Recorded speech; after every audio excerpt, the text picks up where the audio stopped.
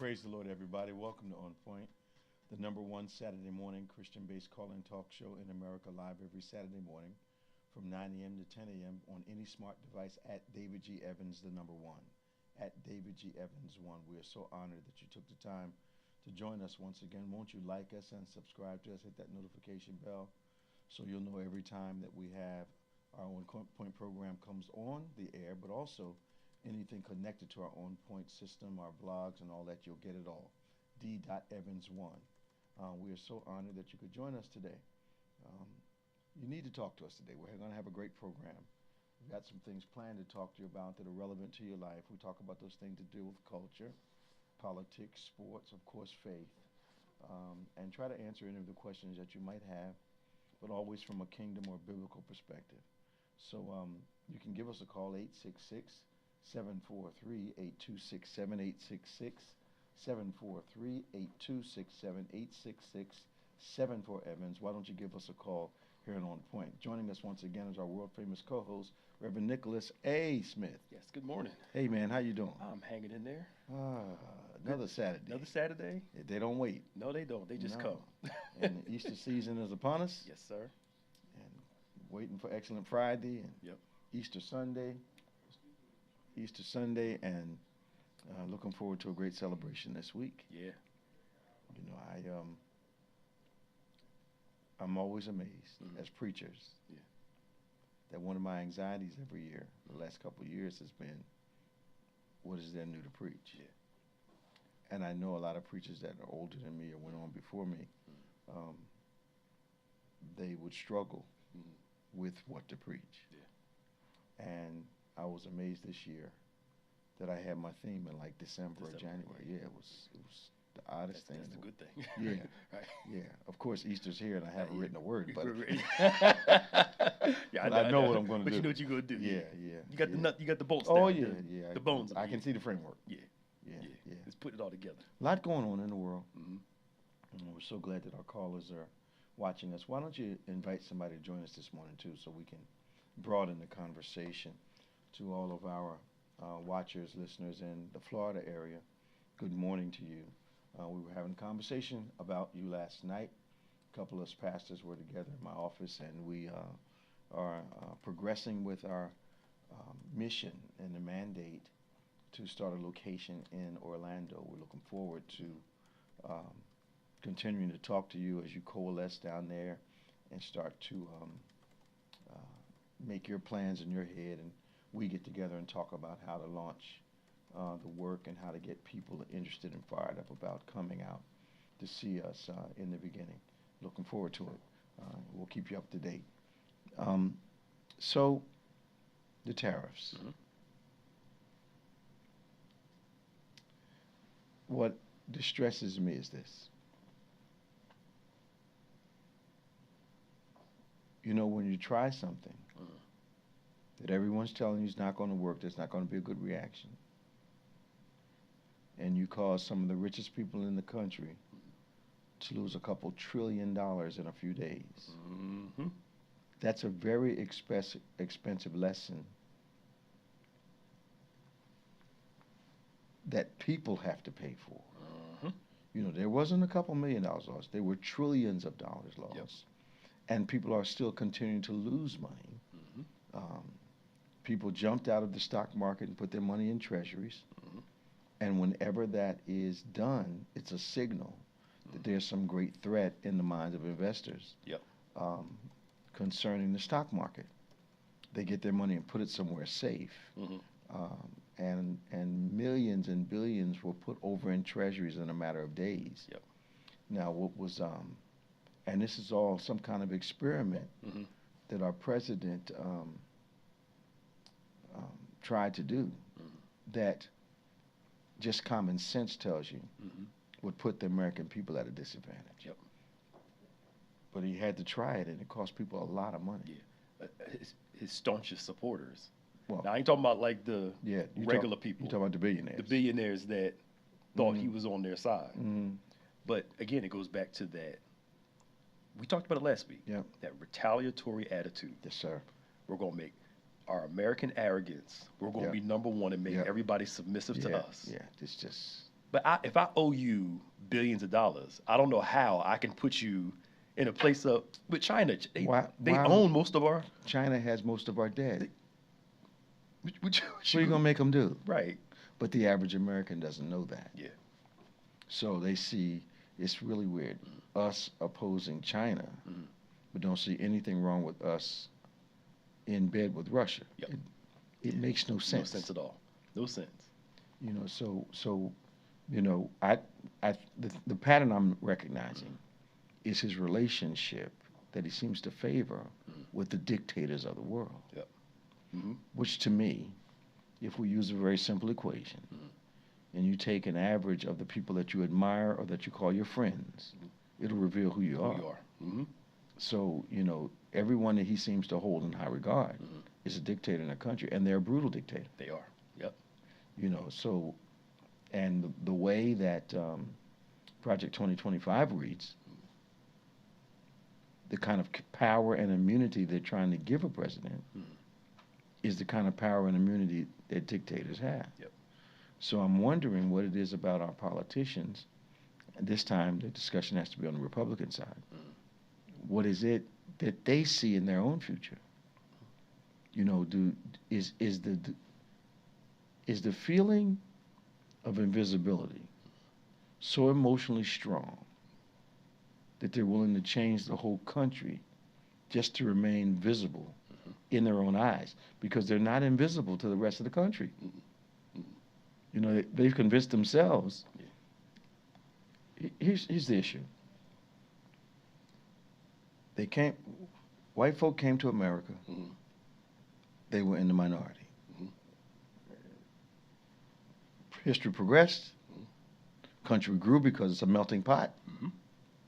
There's never been a time they weren't in the minority. So what is this angst about their vanishing? It's that now that the minority, they're still the majority. Right. But the minority, like you said, is creeping up. It's creeping up. That white replacement theory is they're feeling. That's what's giving them angst. Okay. It's going to be less of us and more of them. So let's outlaw abortion, all these other things, so our population numbers can go up. But the problem is they're not having babies. That's the thing. Yeah. And, you know, so that's the whole immigration's about. Yeah, they're not having babies. Yeah. It's a mass effort to maintain, not for all, but for that group, the majority. I was talking to someone yesterday, the day before, about voting. And they said, well, you know, my vote doesn't count. And you know, so there's some minority people that the numbers, they don't have cognizance of the numbers. It's just a feeling. Yeah. And I found that this whole political platform focuses more on creating an emotion in people than it does in giving them information. So that the emotional mindset or the heart set is so strong that you can't tell them facts. Yep. I saw an interview, I'll get back to the voting in a minute. I saw an interview, and some of the MAGA supporters were asked, so what is it that you like, or what is it that the president has done for you? And they couldn't say, because it was all feeling. And then when they were asked, when someone said, well, the economy, well, how has it affected you? Well, you know, the stock market. Are you investing in the stock market? Besides your 401k. No, and really, you're at the mercy of the person that's handling it, your 401k. Yeah. And the market. So we're not in the market because we don't make our living in the market. There you go. You know, we've got a mutual fund with mixed stocks in it. And we don't trade it. We don't impact it. You know, so it's there, but it's in the hands of, we got to trust those people that are supposed to be managing the fund. So there was no real they couldn't really say. And I'm talking about regular, everyday folk. Because I realized how strong the emotion is. And they couldn't articulate, I feel like I'm seen again. You know, and some people are, you know, my children had an issue at a supermarket a couple weeks ago. And it reinforced to me, a woman that didn't know him decided it was in her right to start chastising him in the store. you know, and of course the grandmother was close by, and a little altercation happened, not physical but verbal, and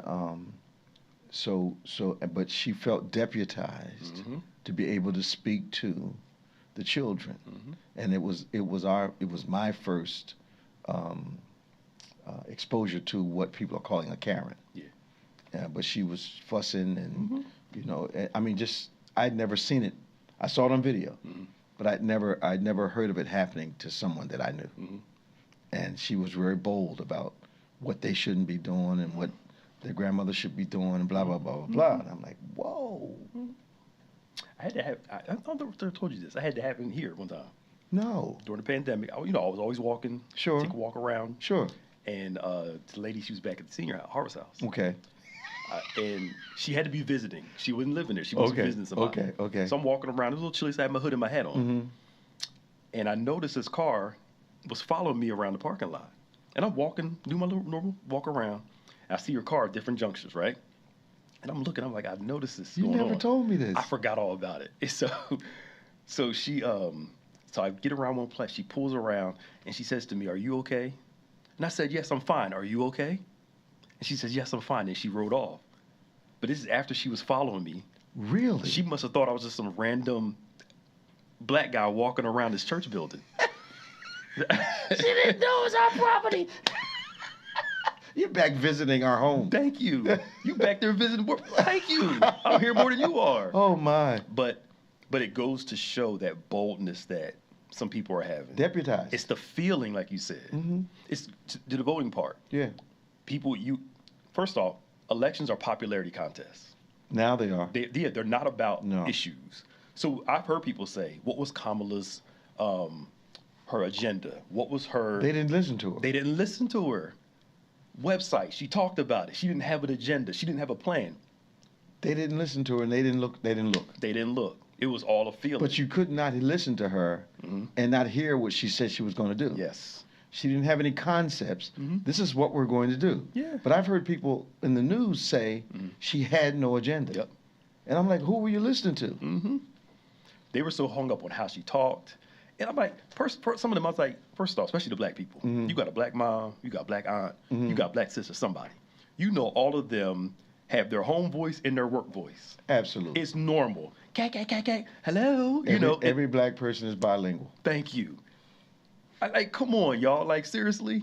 Looking for something to criticize. Thank you. It was deep. It was deeper than her preparation. I remember when President Obama ran, and people were saying he wasn't black enough. Well, how black do you have to be black? Thank you. You know, and then, you know, Mrs. Harris never ever hid that she was mixed. You know, Jamaican and whatever. Yeah. So, but the tone of the skin usually identifies an individual. Yep. You know, unless you have someone like what's that lady that was burning everybody? Kundis Owens. Her. That's an appropriate name. I call her Kundis. Yes. Appropriate name. Appropriately. Yeah. So the voting thing. I hear people say, "My vote doesn't matter," and they're not aware of where they are.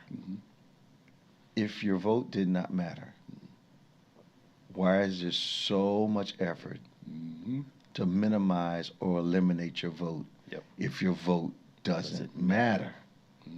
Why all this redistricting? Why all these other efforts? Why moving polling places a mile away from people's residences down south? Why go through all of that if your vote doesn't matter? They want us to think it doesn't matter, because I wouldn't go through all these mechanizations if it didn't. Especially the new one that they're trying to work on, which is you have to prove you're an American citizen to vote. You either have to have a birth certificate, a passport, whatever. When first off, illegal votes from non-citizens are so minimal. Right. And usually when they are, they're not on Democrats' side. That's right. They're on Republican side. Yes. And what they're not saying is that for women that are married and change their last name, if you don't have if you don't have documentation of your birth certificate, name change in the birth certificate, they won't let you vote, even though you're an American citizen. It's amazing, because the Project 2025, or what is 2024? Yeah, 25, yeah. 25 is saying that the male in the House, his vote should represent the entire House. Women voted for this. Yep. If I hear one more person tell me I didn't vote for that, yes, you did. You just thought it was for everybody else. Absolutely. You didn't think it was for you. Absolutely. And to make that that dichotomous decision, I like all this, I don't like all that, and because I don't like all that, I don't even have to worry about it. I don't see how you get there mentally. Yeah.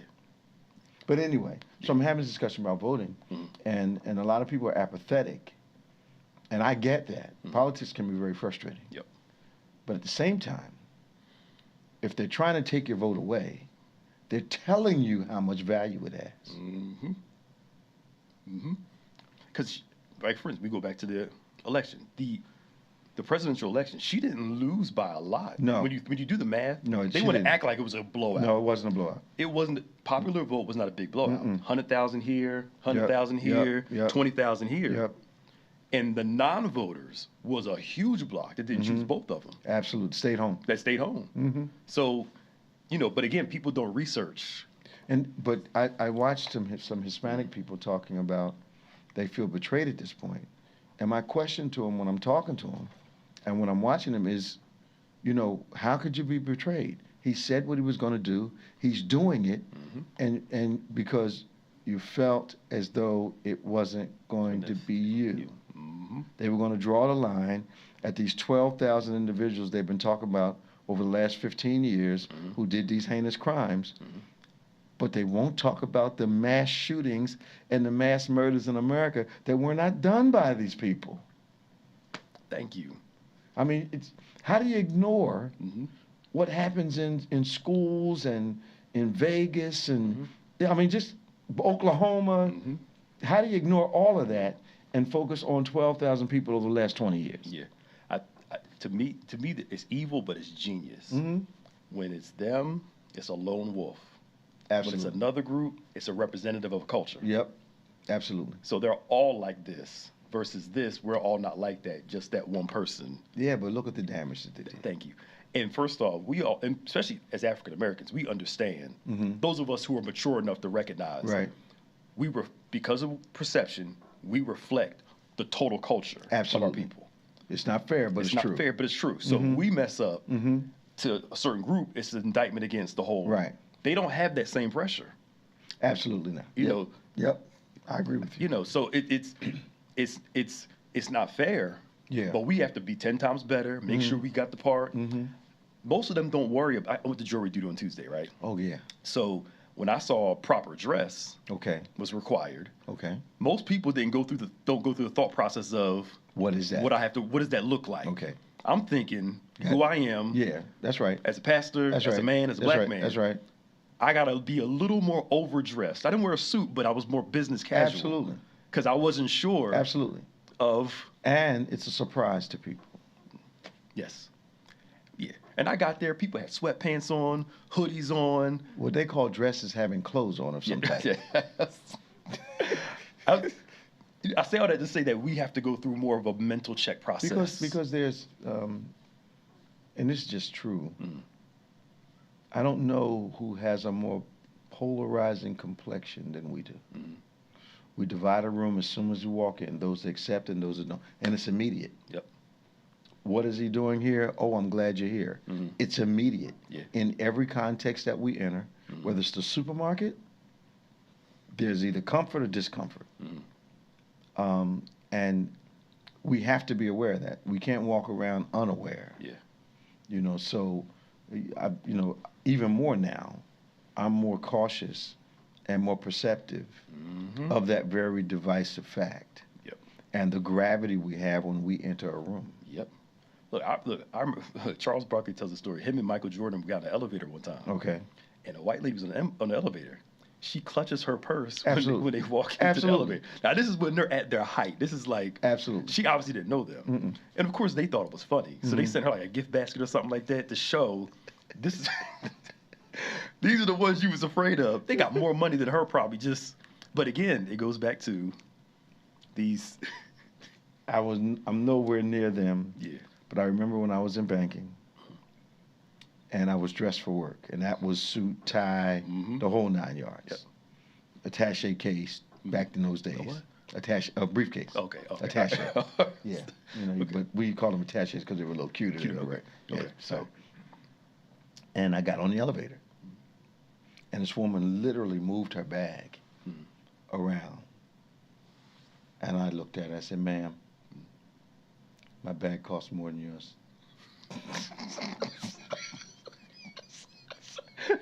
I said, "You have nothing to worry about. Calm down. Just, it's okay." Yeah. And I'm like, "Oh my goodness!" And I was dressed. Yeah. Yeah. Still, that she was. He might take my pocketbook. Yes. Ma'am, please. You see this? And I had my fancy one that day, Gator. Yeah. But you can see how fear, Absolutely, going back to what you started off with, destroys logic. Complete logic. It's out of the way. So one immigrant does something, and then all of a sudden, it's all our immigrants are like this, and it's like, no. Then why do you have them working in your house? Why do you have them raising your kids? Why did slave masters have black women breastfeeding their children? Thank you. All of a sudden, somebody saw breast mic. All of a sudden, black people became lazy when slavery ended. That's funny. If you think about it, that's never mind all of couldn't work. Never mind all the. I was talking to my aunt and uncle about this. They were talking about Tulsa and how a lot of people didn't learn about the massacre until years later. Right. You do research. There were a lot of different Tulsa. There's a lot of different cities where black was thriving around the country, and they tore those places up. Absolutely. All around the country. Absolutely. But again, nobody talks about how black people trying to progress, and they were in their own community. The threat of potential. Wow. Yes. And we'll come and wipe these cities out. The threat of potential. So, wow, this is... So jealousy is more about an assumption as to what you will achieve than it is about where you are at the moment. Yes. Because jealousy causes people to look forward. They cannot possibly be upset with your now as much as they are where they anticipate you will go. Can I give you another so for the moniker of black people in watermelon, it came from, there's a certain place in the South where black people were thriving because they knew how to work fields. Sure. We're making watermelon, we're growing watermelon, and we're selling them and making money. The whites in the area saw how much black people were making off of selling watermelons. Instead of going to them, people were going to the blacks. Right. So they started doing this whole campaign that watermelon and blacks go together. Okay. And guess what happened? The people that love watermelon all of a sudden start shunning watermelon because they associated it with being black. Yeah. That's historically repeated. Yes. It was all about breaking their economic growth. Yeah. By labeling as something that's what DEI is about. Thank you. But the problem is that they've done another marketing, just a wonderful marketing job on DEI. Because even we think our immediate consciousness about DEI is black. Yep. When we're number 7 on the list of beneficiaries of DEI. White women are number 1. Asians, everyone who has proximity to whiteness. 6 of those groups are before us. Yes. As it relates to DEI. And that's why I'm so amazed that they would vote for something that actually destroyed them. Yeah. So we know people who have been losing their jobs impacted by the political environment that we're in. And I mean not low-level jobs, I mean high-paying jobs. Because companies, feel like we don't have to have you around anymore. But the threat of potential. That's all. There's too many women, many being elevated, and for you to say in your document that competent white men need to be the ones that are leading things, to me, is a revelation of their definition of competency. Because if I look at the cabinet we have right now, Yeah. it's a clown show Mm-hmm. of unqualified people. Yep. And people that are in positions of sensitivity that have been identified as risks in the area they were given. Yep. It makes no sense to me. Yep. I saw the other day the defense secretary, Mm-hmm. and one of the questions to him was, how many push-ups can you do? Serious. And he said, I do 5 sets of 46 every morning. And that was his claim to fame. The reporter asked him, how many push-ups can you do? They ain't got nothing to do with running the country. Man, come on. Nothing to do with just That have anything to do with the Defense Department? no. Okay, I just want to check. But it's all about image and look. Unbelievable. Because I remember, look how strong he is. He can run our country because of how strong he looks. That has nothing to do with intelligence. Yeah, what brain power, Brain wisdom. power. Because if that was the case, then that would eliminate the president because he eats McDonald's. Or, you know, I know he. He's not the fittest person we've had in office before. There you go. That's yeah. And you know what I saw that we were bouncing around? Oh, yeah. I watched President Biden's speech a couple of days before he left the White House. I don't know if you saw this. He predicted very clearly this whole oligarchy billionaire thing. Mm-hmm. He talked about the tech guys moving into a position, and it was all going to be a threat to the democracy. Yep. I mean, it was like I'm looking at the tape and I'm saying, this is prophetic. Mm-hmm. He said it all. Yep. Because he saw what was coming. Mm-hmm. And we all knew billionaires ran the country quietly. Yeah. But now, anytime they can make the president change his agenda with the whole tariff thing, that shows you who's really That was Jamie Dimon and all those guys, Yeah. man. I mean, those billionaires. Yeah. And Yeah. I kept telling people, these billionaires are not going to take them losing trillions of dollars. No. I don't care who it is. Yeah. Even Musk came out and said, Well, he's lost $250 billion already. He was like, hold up real quick, y'all. He said, we need to chill out on this stuff a little bit. That's what he said. Did he? He basically insinuated, I'm not totally for all these tariffs because he saw how it was hurting his business. Absolutely. And he never considered his reputation with people, his Tesla stock going down. That was dumb, though. He was only assessing what He's the brand. Yeah. Thank you. If people don't like you, they're going to stop buying Yeah, he's stuff. the brand. So all of a sudden, they don't like him now, so. But here's what I think the plan ultimately was. Our present president always has a front person with every agenda he wants to achieve. That's true, yeah. And if that agenda fails, he throws them away. Yeah. So all this tough, he actually he forgets he's president. He actually thinks, and for some of his people, this is true, that he's disconnected from the things he orders people to do. Yes. So he's never at fault. No. And we're watching, money is what causes people to change their minds. Mm-hmm. And people started losing a lot of money, and then all of a sudden, a couple of people called the White House, said, you better hold this up right now. Because you know billionaires, they have a variety of ways to solve problems. Yes, they do. Yeah, okay. Oh, absolutely. Right.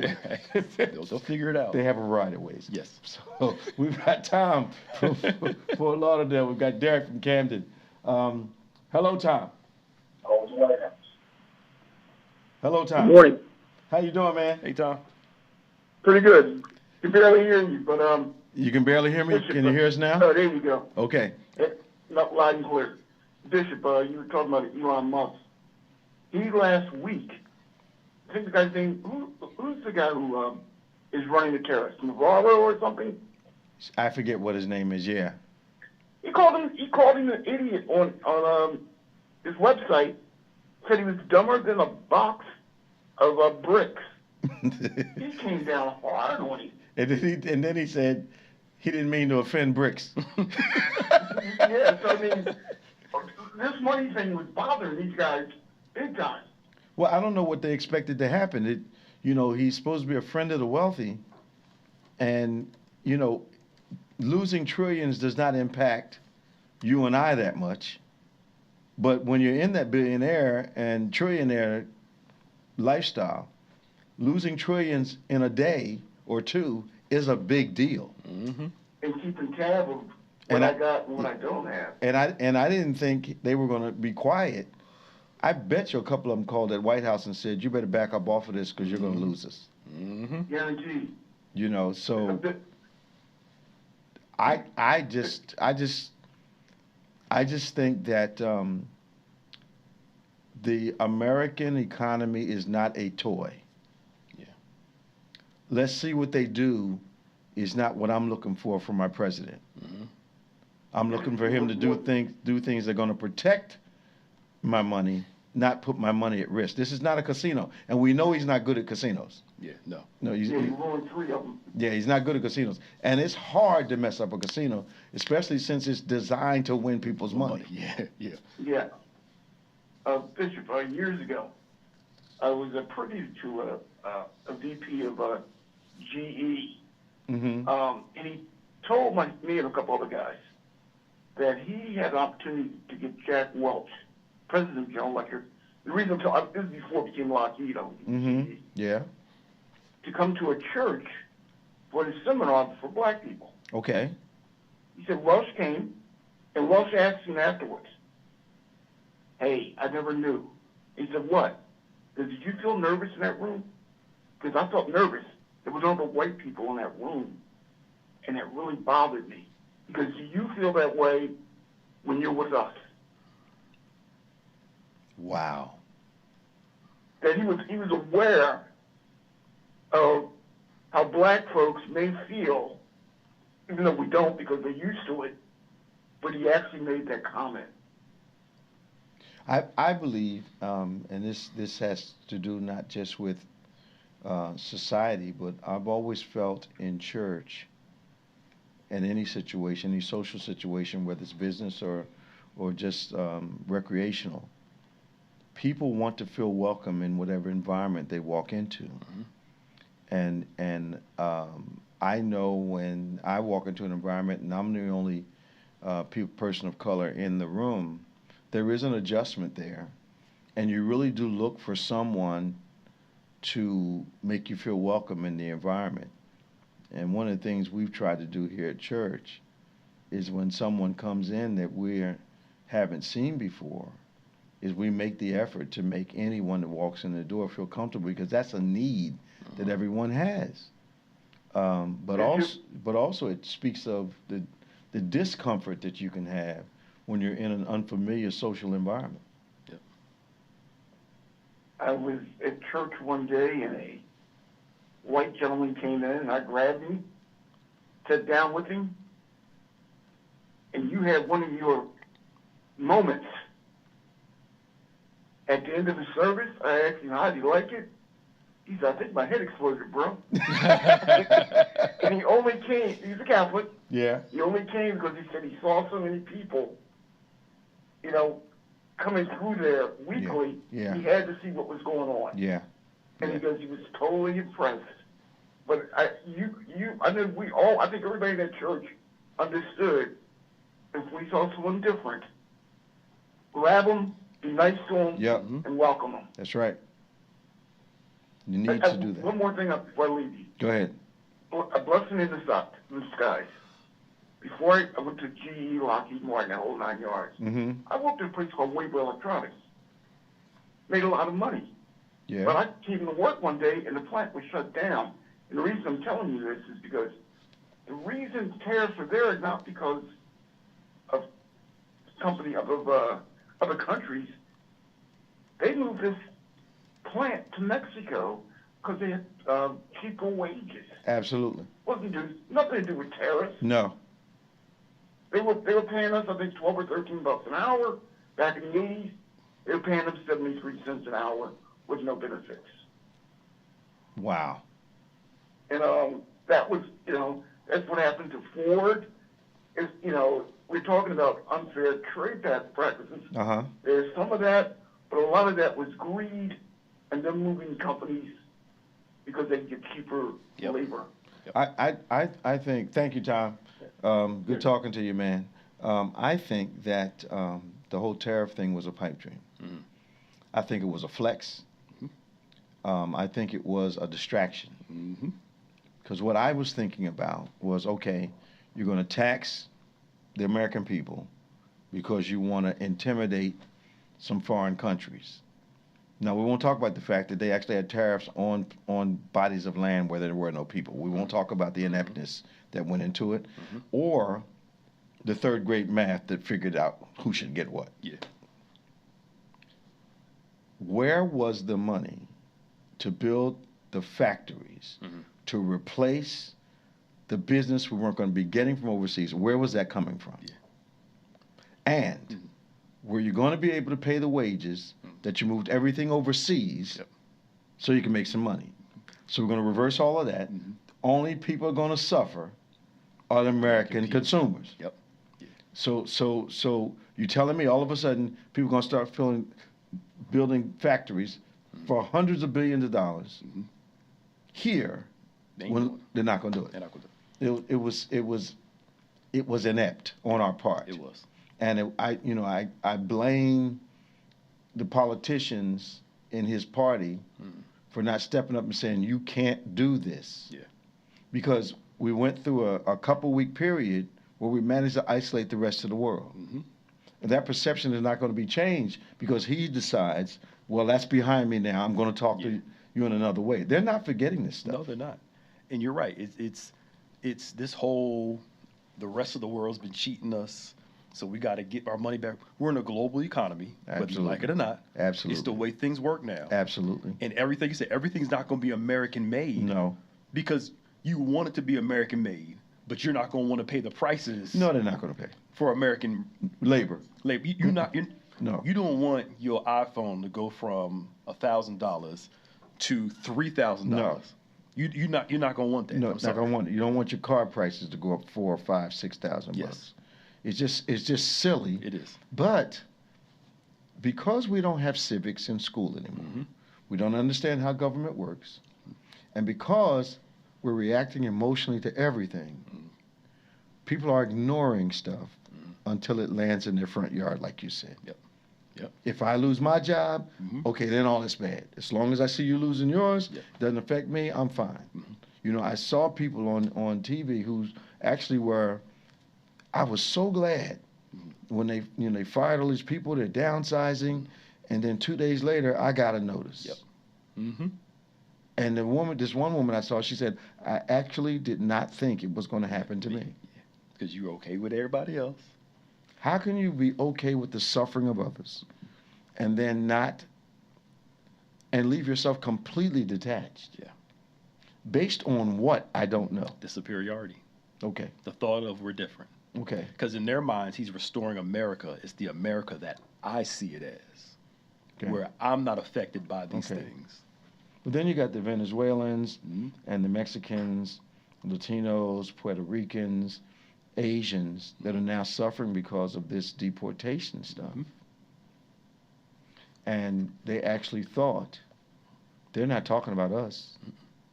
Brown people think they're not talking about them just because of who the vice president's married to. That's... You're not married to him. No. No, you got immigration and the relationships in the White House. So they're the only people that are not going to be affected. No, not the race they come from. The individuals. Yes. Because that's an acceptable immigrant. But he said it's all about feeling. And if I feel like I'm better than somebody else, I don't care. We get the example a couple weeks ago about the professor did the experiment in his class.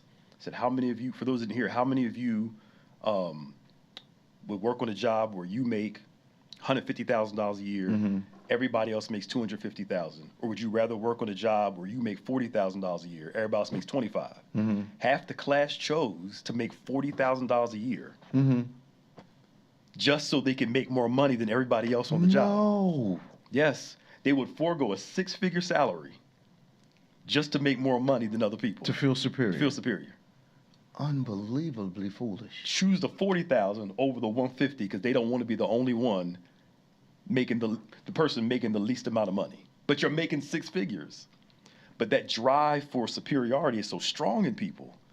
It's emotional. Purely is. There's no intellect in it at all.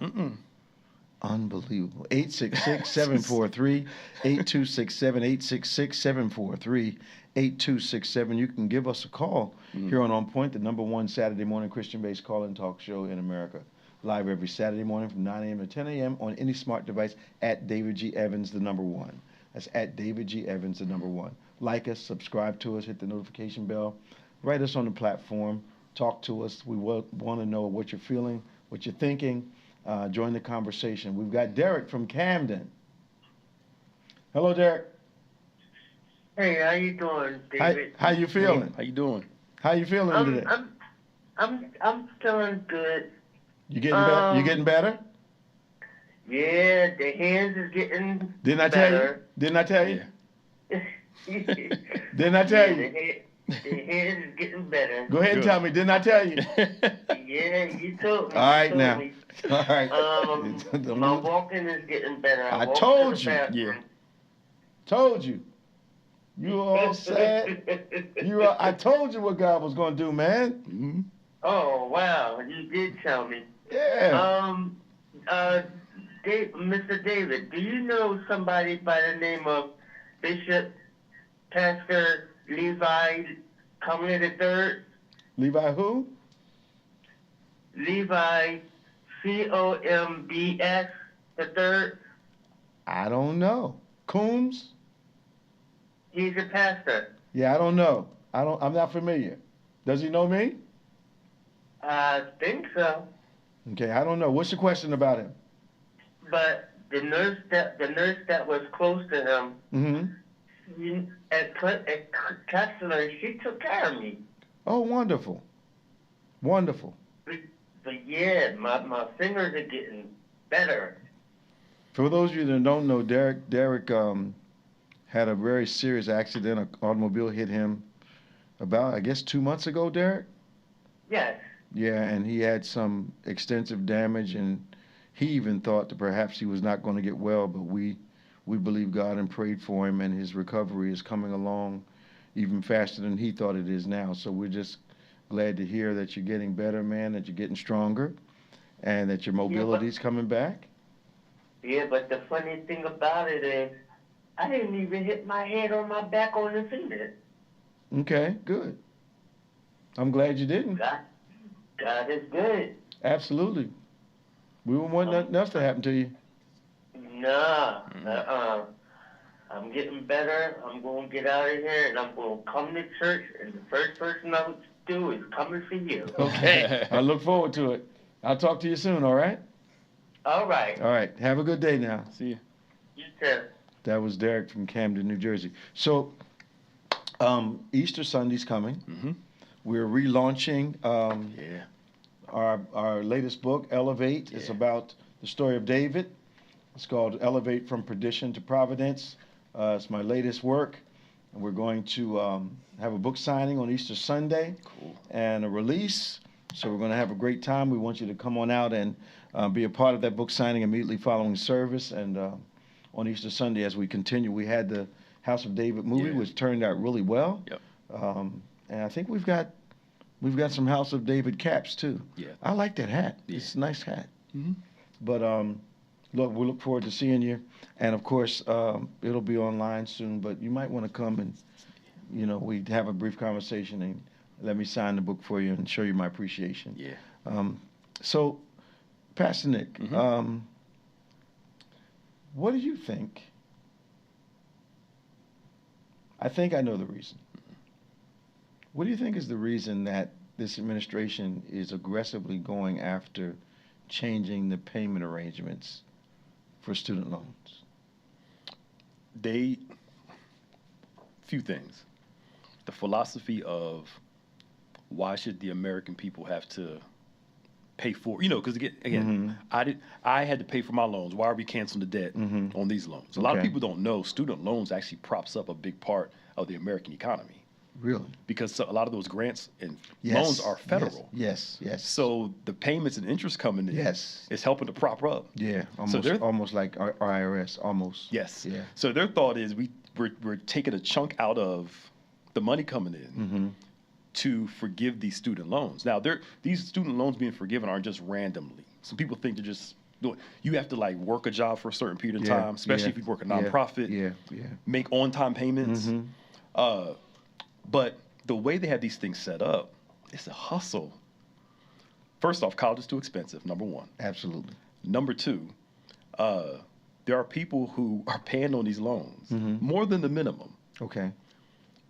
Say their loan is for $60,000. Okay. They're paying for it for 10 years. Okay. They're watching their principal go up a little bit. It increases. Or it decreases by a small amount. Okay. They've been paying for 10 years. They started off with 60 and they still owe 55,000 because the interest. It's a hustle. Is so high. So it's a hustle. Now you went through college, you paid, I went through, I didn't, nobody canceled my debts. Right. But I'm not mad at them helping people pay their debts off. The system is set that I believe maybe for some people the first 10 years of your new job, your biggest bill is your student loan. Yeah. And so, no wonder people are still living at home with their parents. Yes. And then those that are fortunate enough to get a job where they can manage that debt. I just think it's so burdensome. Now, on the other hand, I was about to go to the other side. Yep. On the other hand, I didn't have the luxury of simply going to college. I had to work the whole time I went to college, and a 40-hour-a-week job, not, not part-time at McDonald's. I worked a job 8.5 hours a day. Yeah. For 3 years of the 4 I went to college. Yeah. And what happened to that? And I'm not belittling anything as anyone else, but for me, I didn't want to come out of school with $100,000 in debt, and I had friends of mine that were borrowing money every year. Yeah. And they had a burden when they graduated. And that's the other thing too. What's wrong with going to community college for the first couple of years? Yep. Save yourself some money, and then go away later, or just stay local if you can. If it allows you to, stay at home. Just pay tuition. You ain't got to worry about room and board, food, and all that stuff. Yeah. But I don't think we think. Not thinking that way. No. And then the other route was the community colleges back in the day. Their curriculums were not readily accepted by the four-year universities. So you had to make an economic decision based on what you wanted to accomplish. But I think that in the context where we live in now, the education system is set up in a way that only certain people can go to certain schools. Yes. College costs what, $250,000 now for 4 years? Or if you go and stay on campus for some, Yeah. So you go to Harvard or Yale, that's a $250,000 education. Yep. And not everybody can handle that, which makes it an exclusive place. Yep. That they may include a couple people, and that's even changed now because the affirmative action thing has been made virtually illegal at universities if they want to receive federal money, which is, I've got this theory. I don't know if it's me with my pattern recognition or not, but I seem to notice that in my time familiar with our president, that every industry or company that he's had a problem with is what the government is legislating against. He had a problem with education because his Trump University was a problem. He's got you go down the line. Yeah. And he seems to be going after the very things he failed at. Yeah. It's not that the Department of Education is the problem. Yes, But what a lot of people don't consider, Department of Education helps fund a lot of schools with food, kids with disabilities. So now if you take all of that away and say we're going to leave it to the states, a lot of those states that don't they have can't the fund, afford to do it. There was a teacher in either Mississippi, one of the southern states. I voted for Trump. Yeah. I was glad he's going, Department of Education until they remembered, I think 30 to 40% of their income to help the students comes from the Department of Education. Why wouldn't you know that though? Thank you. And you're like, well, he can't do this to us because our kids need this. Thank you. So the whole here's what I think may have happened. Does the idea of change cause human beings to become illogical? Yes. And not consider past the idea, the impact that it might have on you? Because the special programs, the kids, the things that the federal government subsidizes, the only way a state can subsidize those is to raise your property tax, raise your sales tax, put some wage taxes on your stuff in order to help pay for this stuff. Yeah. But how many cycles of this do we have to go through in a lifetime before we realize there's no new money? Yeah. Somebody's got to pay more. It's going to pay more. Yeah. And we didn't vote for this. The person interviewed was like, you did vote for this. He said that he was going to do this. But they didn't think he couldn't possibly take food away from kids. It's not going to affect that strata of people. Yes, not at all. That's why they're not concerned with Social Security. It's not going to impact them. You really think that a billionaire's concerned about gas prices putting in his car? Not at all. Probably doesn't even know what it's costing. Thank you. Just I'm poor and I don't know what it costs for gas. Right. All I know is I got to put gas in the car and whatever they're charging, I got to pay for it. But they didn't, again, going back to the fear of illogic. I still support Trump, but I don't support him on this. But now it hits your lap. All of a sudden, it's the worst thing in the world. It's the worst thing in the world. And, we counsel and talk to people, members here with kids with disabilities. They need those additional things that help them do what they got to do. And you've just proved the point. The billionaires were not concerned about what he was doing until he lost trillions of dollars last week. And then all of a sudden, yo, Doc, cut this out. Yep. And so instead of just saying, I messed up, we're going to put a pause on 90 days. Yeah. It's not going to come back the way it was. Not at all. Not at all. Because the guys have spoken. Yep. But this fear of change. Oh, yeah. And this fear of illogic. I mean, in our church context. Yeah. Anytime you introduce, that's why we got to teach change so much. Absolutely. And even when you teach it, there are still people that are like suspect, as you always teach. Yep, suspicious. And then you ask them, why are you suspicious of this? There's no logical reason. No, just the way they feel. We've always done it like this. Well, we want progress, but we don't like change. Yes. And you have to have both of those. Both of them. You have to. Coming up to the end of the program, got a couple things going on. Of course, our week coming up, you don't want to miss it. Our Holy Week is absolutely phenomenal. We'll have videos Sunday, Monday, Tuesday, and Saturday nights at 7 o'clock. Some teaching on Holy Week, the different significance of the days, starting Sunday, Monday, Tuesday, Saturday. We've got prayer service during the week on Thursday. Our fast begins on Thursday night, right? At midnight. We're going to have a great time. We're going to have our Excellent Friday service. We're going to end up our week with Easter. We're coming to God with our first fruit. We're teaching on that. We want to know the Harvest Bookstore is open today. If you need some updates, you want to keep up to date on what we're doing, you text to BBC News to 28950. If you need some inspiration during the week, you get a little down, need a little uplift, text BBC Elevate to 28950. We want to pray with you. We need to pray with you. So send your prayer request to prayer@go2bethany.com. And of course, we always encourage you to subscribe to David G. Evans 1 and BBC of NJ on YouTube, and also subscribe to our podcast platforms, DGEMS, DGEMS, and On Point. We're so glad today that you joined us. We're in the middle of a harvest weekend. Our fellowship of churches are together, and our pastoral and our leadership seminars and seminars for youth ministry and our performing arts ministries. Churches have come together, and we're having seminars today here at the church. I look forward to seeing you tomorrow. We want you to stay strong, and if you're been enjoying this Lenten season that Pastor Nick has been leading us through, we're getting right down to the finish line now for this particular observation. But to me, that Lenten mindset ought to be a mindset every day of our lives. This whole Easter season, it ought not just be a day, but it ought to be something that we are appreciating every day of our lives, and that is our risen Savior. Yeah. Well, for Pastor Nicholas A. Smith, I'm Bishop David G. Evans. Always remember, faith acts like a thing is so, even when it's not so, that it might be so. God bless you, and I'll see you next time on Point.